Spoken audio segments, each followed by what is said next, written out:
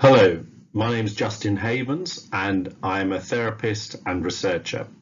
And I'm going to speak for the next 20 minutes or so on my work with traumatic nightmares and disturbed sleep. This presentation could equally be called Natural Healing Through Dreams, because actually the purpose of dreaming is to help us reprocess and deal with the upsetting events of our lives. And a very good example illustrates how dreaming provides that healing process concerns the case of Simon Weston. Some of you may remember the guardsman from the Sir Galahad in the Falklands War of 1982 who was horribly burned, featured in a documentary about his recovery. And he's since gone on to have a very amazing career helping lots of people with lots of charities. But he suffered with PTSD nightmares severely, and in a radio interview I heard, he described how for 24 years he would be almost nightly waking up with the same horrific burning images of the ship and the screams and all his friends dying in front of him. And he would wake up dripping in sweat, and it was considerable. And at that time he was, at the same time he was experiencing a lot of mental health issues and PTSD itself. And then strangely, he described how 24 years after that event, he had a healing dream, a spontaneous dream where instead of all of the flames and burning, that he was just with his mates and they were marching off the gangplank of the ship to dig their trenches, and they were all slapping each other on the back and it was fine. And then the more curious thing is he describes how he woke up the next day and he felt as if the PTSD had left him. He described it was in very visceral terms, almost saying like a band around his chest had gone. And he said that was the day my PTSD left me. And the question for this really is, why did he have to wait for 24 years? And this process that I'm going to talk about today is all about jump-starting that process to put whoever's suffering the nightmares in control and to allow them to actually create that healing dream for themselves. So in terms of background, this was the quote at the beginning of my PhD thesis: "No malady that causes mortal distress to the sufferer, not even seasickness, is viewed by medical science with such complacent indifference as nightmares." And that's actually from 1931. And I'm not sure an awful lot has changed. Nightmares and disturbed sleep kind of fall between mental health and physical health. People don't go to their GPs asking for treatment for their nightmares. And although they're well known as a symptom of PTSD, they're almost seen as kind of something that is fixed and can't be changed. And of course, many people think of nightmares just as a bad dream that wakes them up. In terms of what we're talking about, they're much more significant. As this quote from a Special Forces veteran indicates: "Each night would become just another horrific journey of personal survival, as in my mind I walked among the sights, sounds, smells, and horrors of some long-forgotten engagement, one where the same people would die, one that would only ever end one way, the same way it did the first time I fought it." And of course, it's not just veterans themselves, it's actually their partners who suffer. So this quote was from the wife of a veteran: "Many nights have been disturbed by violent nightmares and sudden outbursts.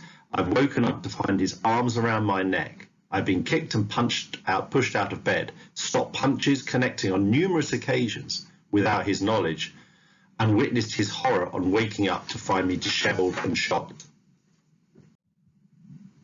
So in terms of the size of the problem, well, there haven't really been any UK specific population studies. But general studies that have been carried out in other countries would indicate that 4 to 8% of the general population experience nightmares. And of course, there are two different types of nightmares. There are post-traumatic nightmares, which are in the main based on real events that have happened. And then there are nightmares that are completely fictitious and that aren't based on anything, but they generally reflect an anxiety in someone's life.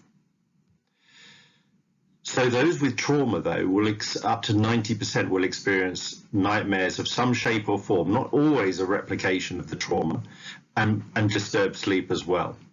And across military populations, my research would indicate about 20% of UK veterans have disturbed sleep, at some time or other. And of course, additional stress in people's lives actually makes the nightmares worse, and that makes the whole problem worse, because it's at those times of stress involving relationships or jobs or finances that then contribute to that kind of downward spiral that we often see. So, well, what are the solutions? What are the current solutions to nightmares? Well, firstly, sleep hygiene, which involves creating a restful, beneficial environment for sleep, challenging maybe your thoughts, improving your habits so that you don't drink caffeine at night or watch screens at night.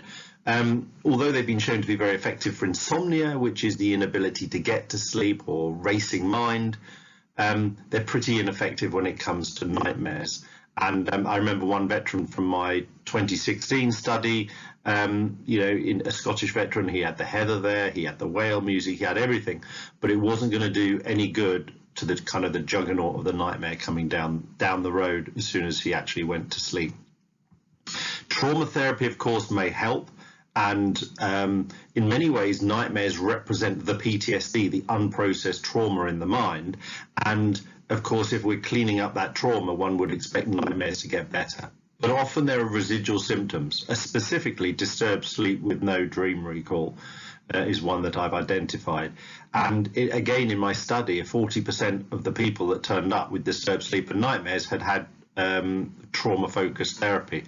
So it indicates that it is not always resolved through therapy. There have been existing approaches such as image rehearsal therapy and nightmare rescripting, which have been around for about 30 years. And there have been many studies, particularly with veterans in the United States and in Europe. And they usually involve multiple sessions, 4 to 6 sessions of 90 minutes, either in a group or individually. And yeah, they've been shown to have reasonable medium to large effect sizes, but they can only be used with repetitive fixed nightmares. And my research again has shown that maybe only 30% of all nightmares fit that category. They require a lot of effort, and there's not much information to kind of, other than just kind of grit your teeth and re-script and rewrite your whole nightmare. There's not a lot of psychoeducation to explain what's actually going on. So yeah, they can be inflexible and hard for people to do.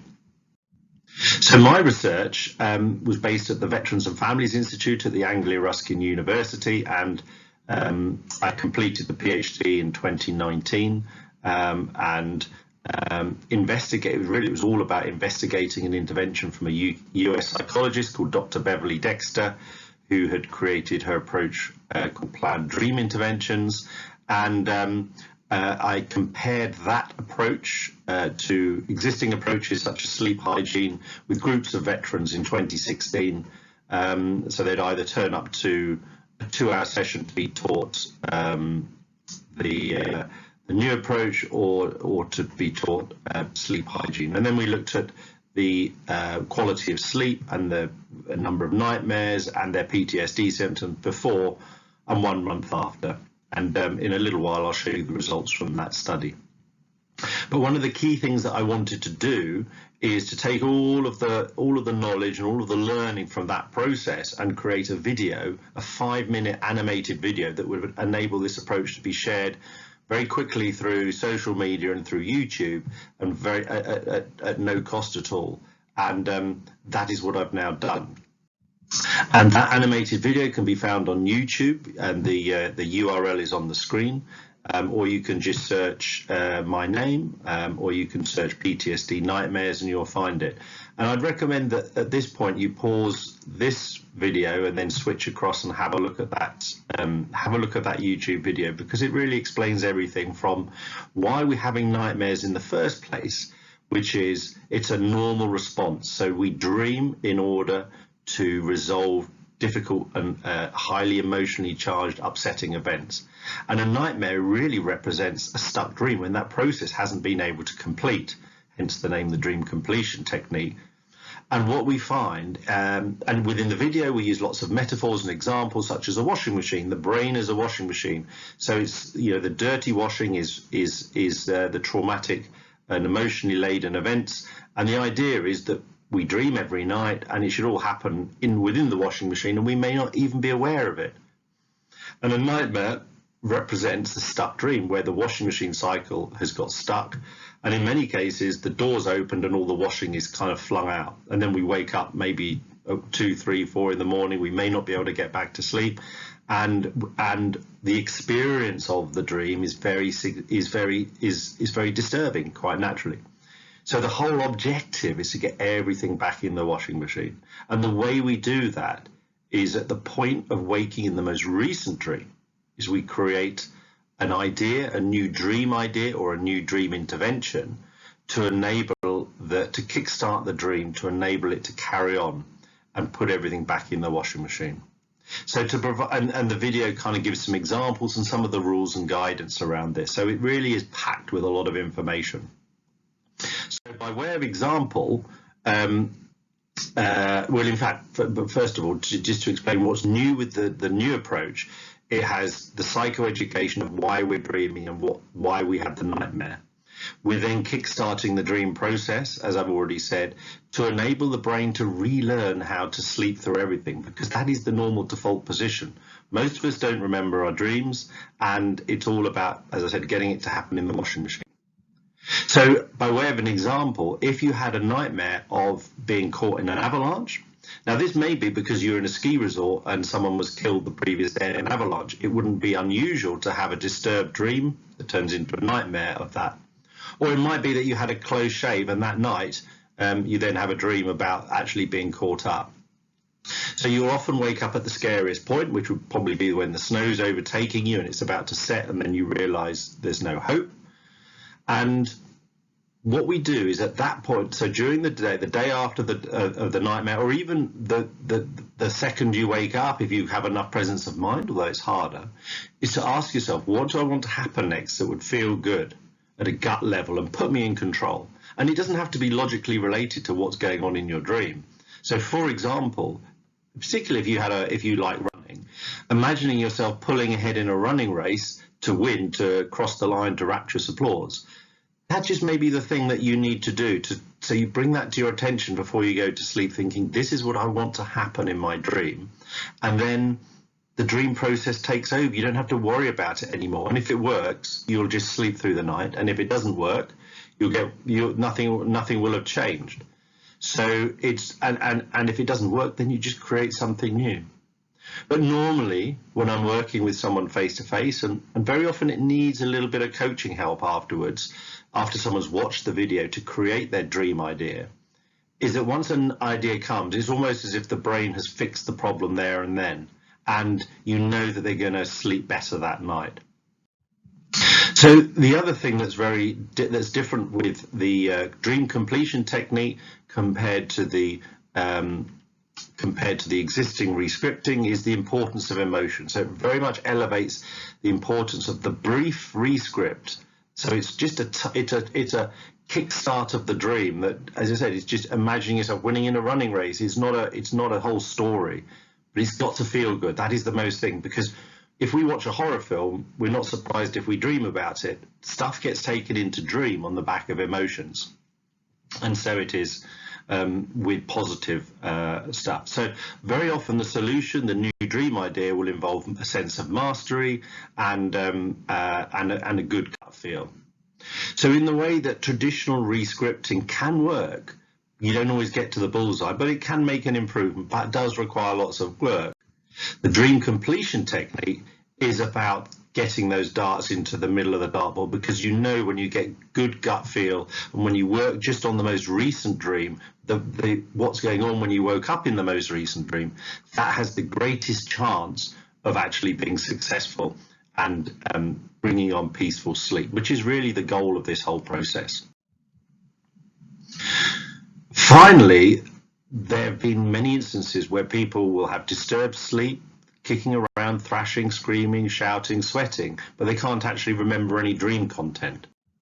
And in fact, in my research, 17% of the veterans actually were in this category.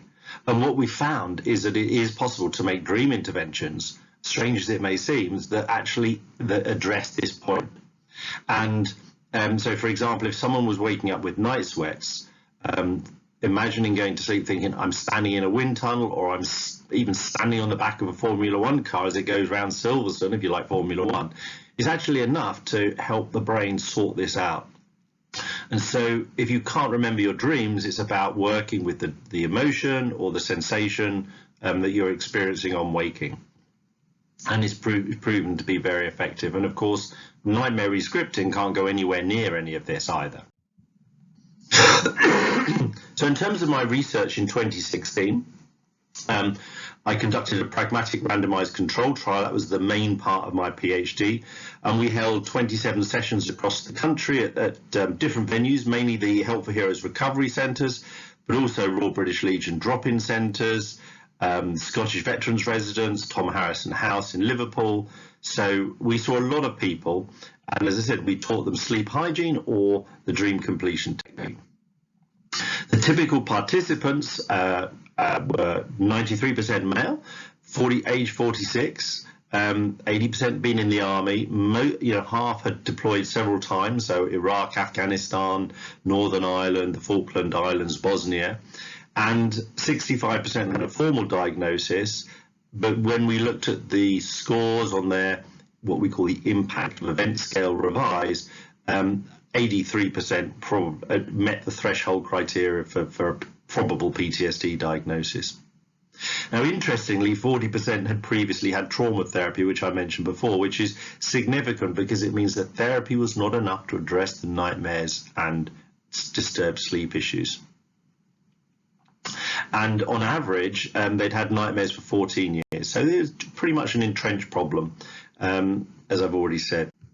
In terms of the results, well, we looked at the overall sleep quality, the reduction in nightmares and sleep disturbance, and then finally the reduction in their PTSD symptoms, which is what this graph shows.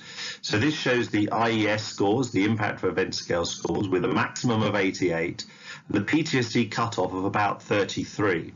So you can see that with sleep hygiene from before the 2-hour session to 1 month after, there was a slight reduction, although this actually was accounted for by one person who made a significant recovery from his PTSD. And the dream completion technique, that showed a significant reduction from over 50 to 1 month later, just around the PTSD cutoff, which meant of those 62 people, I think 18 were actually below the PTSD cutoff, which indicates they've had quite a significant experience through sorting out their sleep and their dreams. And of the 62, 3 got slightly worse, and a number kind of only showed a marginal improvement, but at least 50% showed a 50% improvement or 50% reduction in their PTSD, which is really significant off the back of a 2-hour intervention. We did collect data at 3 months, and although the people that replied at 3 months were the ones most likely to be doing well, that did show an average continuation of a reduction. So what is next? Well, further validation and development is required, and now we've created the video, it's around looking to see what is the most effective way of deploying that. So, for example, an NHS trauma therapist who I spoke to last week, who's been a supporter of this for a few years, he sent the video to 10 patients before therapy, and then when he had the first therapy session with them, he found that 2 out of the 10 had spontaneously sorted out their dreams, so the video was enough. 8 required further help in the first session, and of those 8, 6 went on to successfully sort out their sleep by the next session. So that's 8 out of 10 that were successful with at least one session. And then the 2 that weren't have required a little extra input and extra time. And what I normally find is that some people, they require a couple of sessions to really bed this in, although that would normally be done in parallel with other trauma therapy activities. So the anecdotal evidence from the video is good, but it does need a little bit of coaching, maybe 20 to 30 minutes, to help make sure that the client or the patient understands why they're dreaming, what the nightmare represents, and what they can do about it, and that they can take control of their dream. And secondly, that to get an idea that they can use in practice. And that sometimes requires a bit of help, because it really is about thinking in an unconstrained way about what you want to happen next. It is not what logically would seem true, but it could be absolutely anything. And very often connecting people to their hobbies or things that they like or connect with is a very helpful thing to do. So I will continue dissemination of the video through YouTube, social media, and we're now working on translations for different countries. So there's a team of therapists in Bosnia who are very keen on using this approach, and the translated version will be ready probably by February 2020. Other countries are showing interest. We've got Portuguese, Spanish, Tamil, Kurdish and Arabic and German translations being looked at as well. So, and engaging with veterans organisations is important. Help for Heroes Combat Stress to get this resource out there, because it is a free resource, and you know, why wouldn't it be used? The research that I did was published in 2018 in the American Journal of Military Behavioral Health, and you know, it's shown to be safe. It is an enhanced form of nightmare rescripting in a way, and you know, that has been shown to be safe, and this involves even less contact with trauma, no exposure to the trauma, and so it is much safer. So there's no real reason why it can't be rolled out, although organisational inertia and the kind of the not invented here is always an issue, as well as people sometimes assuming that it's exactly the same as what's already been, you know, that it's exactly the same as nightmare rescripting, which is of course not the case, as I've explained. And that really leads to my, you know, final point, which is, you know, there's probably 500 million people in the world with nightmares, if not more. And in the same way smallpox was eradicated, well, why can't we go for the global eradication of nightmares? Many people, when they learn this technique, they go, I just didn't realize I could do it. And so it's a simple change in perspective. But although it's simple, it's very important to realize that it's not necessarily easy. For those who've been in very traumatic incidents and are having nightmares that are very, very difficult, it's important to emphasize that although it is simple, it's not necessarily easy. But with the right help, people can navigate that and